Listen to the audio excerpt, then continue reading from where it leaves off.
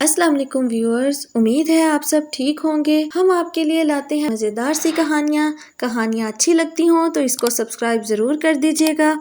چلیے سٹارٹ کرتے ہیں۔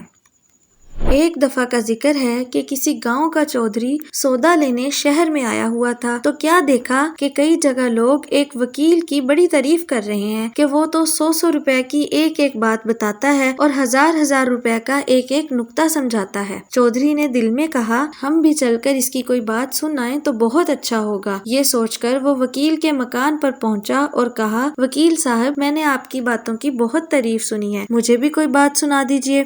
وکیل نے کہا کہ بھائی ہم تو ایک بات کی فیس 1 اشرفی لیا کرتے ہیں۔ یہ سن کر چودھری کا شوق اور بھی بڑھا۔ اس نے 15 روپے نکال کر وکیل کے سامنے رکھ دیے۔ روپے لے کر وکیل صاحب نے ایک کاغذ کے پرزے پر ایک لائن لکھ دی، آج کا کام نہ رکھو کل پر۔ چودھری واپس آیا تو مزدوروں نے کھیت کاٹ کر بہت سارا غلہ نکال رکھا تھا۔ شام کو وہ چودھری سے مزدوری لینے آئے تو اس نے کہا اس اناج کو گھر میں پہنچاؤ گے تو مزدوری ملے گی۔ مزدوروں نے کہا کہ اب تو وقت گزر چکا ہے، کل دن نکلتے ہی رکھ دیں گے، دوسروں کے اناج بھی تو سب باہر ہی پڑے ہیں۔ چودھری بولا بھائیو میں نے تو آج ہی 15 روپے دے کر یہ بات سیکھی ہے، میں تو اسی وقت رکھواؤں گا۔ آخر مزدوروں کو اناج گھر میں ہی رکھنا پڑا۔